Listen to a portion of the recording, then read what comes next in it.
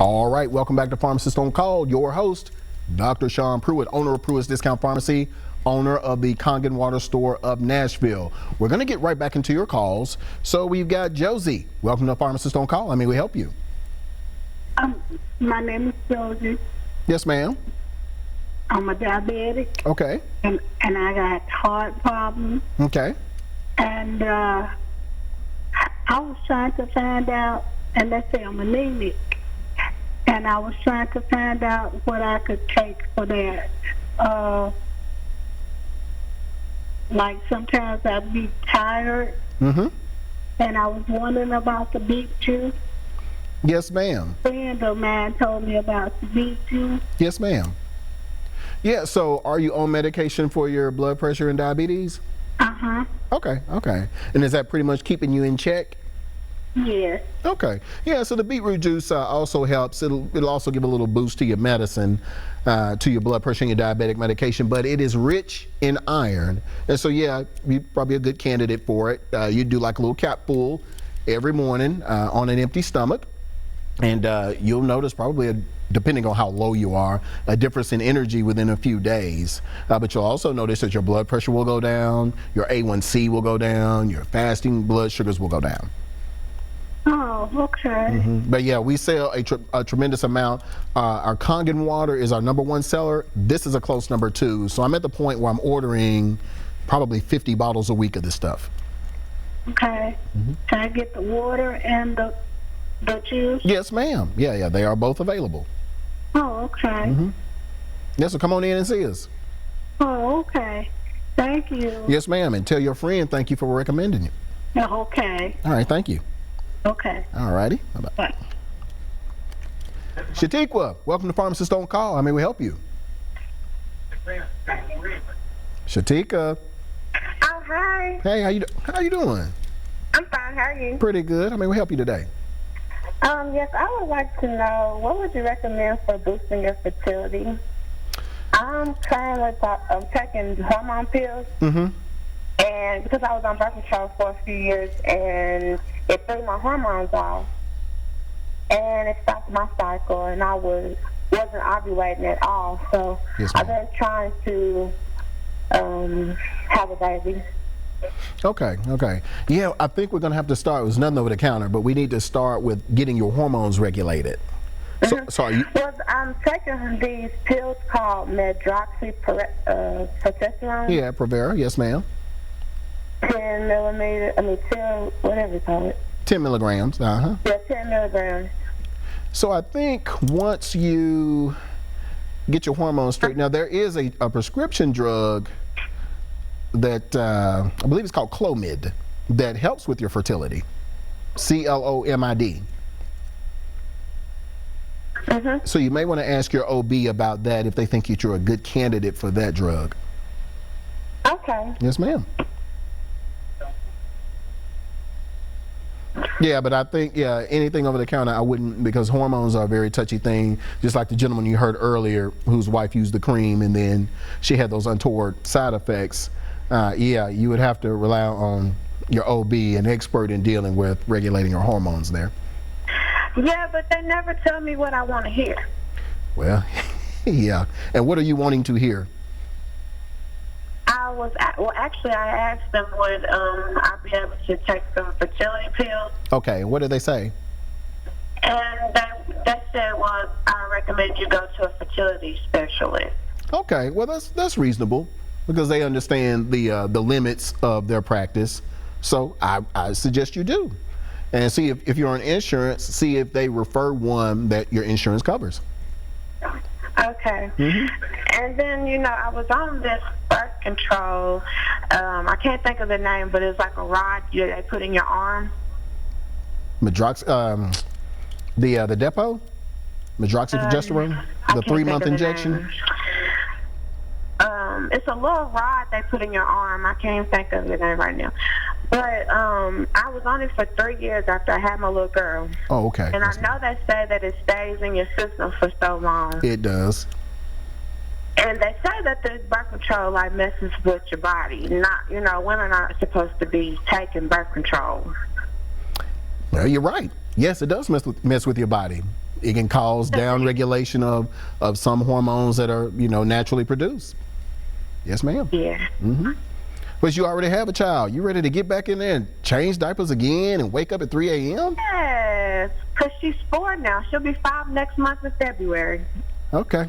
All right. Okay. And plus, she's been asking for a little brother or sister. Oh, she's only child. Yeah, I guess you do have to give her a playmate. Yeah, she's on child. Okay. All right. Well, yeah, good luck. Thank you. Yes, ma'am. You're welcome. All righty. Bye-bye. Thank you. That'll be all. Yes, ma'am. All right. So good luck with the fertility. But, yeah, just ask your insurance company if they can refer you to a specialist that will help you. Okay. All right. Thank you, ma'am. Bye-bye. All righty. Bye-bye. Eric, welcome to Pharmacist on Call. How may we help you? What's good? Greetings, bruh. This is this bag of the Kappa 5, man. I have a question about for my daughter's strep throat. What's up, team? Go ahead, bro. Okay. What's the best over-the-counter medicine, or would we really need to go and have her diagnosed? Yeah. So you're going to need, and you can just take her to a Minute Clinic and they can take care of that. But yeah, she is going to require antibiotics for that. Okay. Yeah. So it's that's bacterial cause, Streptococcus pneumoniae. Right now her throat is on fire, and I'm sure her body is on fire. So you're gonna need some antibiotics to kill that off. And she should feel better in about 2 or 3 days or so, but still finish the antibiotic even though she starts to feel better. Yeah, I got her one of those throat sprays, and she said it made her feel a little bit better. But yeah, a little bit. And then make sure the doctor also gives her something for the pain too, not just an antibiotic, but something to help keep her comfortable as well. How old is she? she is 17. 17? Yeah, man, it's Theraflu. Take some Theraflu and knock it out. Yeah, it has a combination of the pain relief, but the warmth going against her throat, will help soothe it. But yeah, see if they can also give her something for the pain too. But yeah, she'll need some antibiotics for that. All right, I appreciate you, good bro. All right, team. Rue. All right.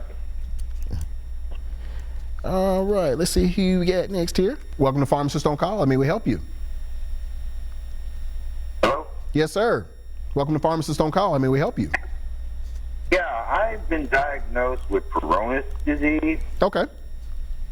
and I've been looking online for over-the-counter remedies so I don't have to deal with the painful injections and other things that they offer. Yes, sir. And I looked up acetyl L-carnitine. Acetyl L-carnitine? Yes, and I was wondering if that would be a possibility that would help. Well, I'm not sure. Now, I believe that is a fat transporter. Uh-huh. So I'm trying to figure out how that would help in Peyronie's. Well, that's what it says online.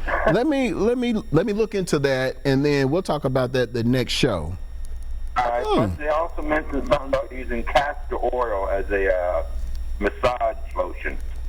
But that still isn't going to change the curvature because it's a structural issue. Huh? Are they explaining to you how these remedies work? Because we like explanations. We want science. Not really. Okay. Let me look into something that may help, but I don't think that there's anything, topical. I think that's going to maybe require surgery, but I could be wrong. But let me look into that. All right. When are we going to get back to you at another time, or? Yeah. Just call back next month on the show. Okay, I can do that. Thank you. Yes, sir. All right. Thank you. Yeah, because this caused problems between my fiance and I. Sir? It's causing issues between my fiance and I. Understood. So we're going to try to help you out, okay? All right. All right, but make sure you tune in next month. Give me about a month to look at this. By the way, one other question. What are the causes? What causes that? That I don't know. Yeah, that I'm not sure, but that'll be part of, I guess I'll go through the whole condition and look at it, see what the cause is, what the treatments are. Okay. Mm-hmm. I really want to try to avoid the surgery. Understood. Yes, sir. I would too. All right. Thank you. Yes, sir. Thank you. Okay. Cherie, welcome to Pharmacist on Call. How may we help you? Yes, I have asthma, and it's usually pretty well controlled, but in the last 8 weeks, I've had to use my inhaler more than normal. Okay. Because I am wheezing so bad. This has never happened to me before. The wheezing, it's better when I'm upright, but the worst part is when I lay down to go to bed. I've lost so much sleep because the whistling noise is just so bad, and I'm coughing too, but nothing is coming up. However, what concerns me is I will cough and nothing will come up, and but I'll have a taste of blood in my mouth. My mother died of lung cancer a couple years ago because she was a smoker. Yes, ma'am. I never smoked, but I have been around it as I was growing up because, she smoked, my dad smoked, and I know secondhand smoke is not bad, it's not good, but I'm getting concerned, and I'm real short of breath. Okay. And I don't know. I know I should have already been to the doctor, and I'm probably going to end up going. But, I mean, I don't understand why it's gotten so bad in 8 weeks. So let's do a couple of things before we even go the lung cancer route. So, a little controversial, but all the gunk that they're spraying in the sky with the chemtrails, a lot of that stuff is coming down and it is affecting everyone's breathing, mine included, because I've never had asthma or allergies, but yet I'm sneezing and coughing all the time. So this is what you should do. Okay. At your house, I am sure that there is a ceiling fan with dust on it. Let's clean that off first. Okay. Second, I am sure that there is probably a dirty air filter in your house, and let's change it. I change it once a month, so it is not dirty. Okay. I know that's not dirty. All right, so let's look at the vents over your bed too, and make sure that they're cleaned out. So the vents and the ceiling fans, because even when the heat kicks in, it's blowing all that dust or particulate matter, into your breathing space. And your body, it does the coughing. That's the immune system's response to protect you. So it tightens up your lungs so you can't breathe all that gunking in and makes you cough to expel it. So this is your body trying to defend against whatever's in the atmosphere there. So let's look at doing those two things. And if the coughing persists, then maybe we can, go and take a look and, and see what's going on with the lungs. And also make sure that you, before you lay down at night, probably do a dose of your rescue inhaler, just prophylactically, to make sure you don't have any problems at night.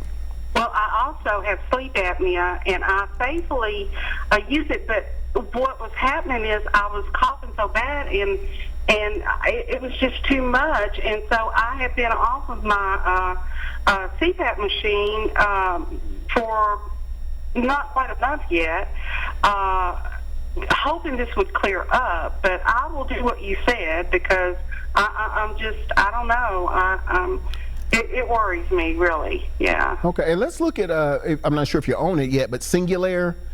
No, I use Proventil, the Proventil inhaler. No, but Singulair is a tablet, and so it modulates the leukotrienes in your body not to produce that allergic response that leads to the coughing and the wheezing and all that. So you may need a trial of that. Ask your doctor, your pulmonologist, hey, do you think I'm a good candidate for Singulair to kind of prevent some of this extra coughing and wheezing that I'm doing? Okay. Mm-hmm. Yeah, so we're going to rule out all that other stuff before we worry ourselves into thinking it's something else. Okay. Thank you, Yes, Dr. ma'am. Pruitt. Yes, ma'am. You're welcome. All righty, bye-bye. All right, everyone, stay right there. The phones are lighting up. We'll be right back.